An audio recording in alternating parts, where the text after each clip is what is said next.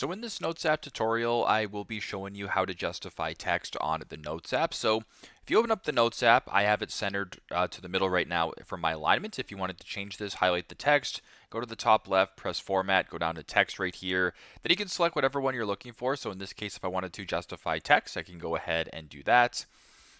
And what justifying text basically does here, as I will try to show you, is once it gets down to the opposite side, it'll go ahead and actually expand the margin or the line just like that so you can get more text in there. So this is an example on what justified alignment looks like, right? As you can tell, it's not centered, but then it will center. So if you want to go ahead and change that, so let's just say I wanted to go to format here, text, and I'll just go align to the left. If I were to go ahead and do this just like this, it should look a little bit different in regards to the alignment. So I'll go ahead and see if I can show you guys right now. And basically, you can keep doing it that way. So pretty simple, pretty straightforward, but that is how to justify text on the Notes app. Thanks again for watching, and I hope this helps.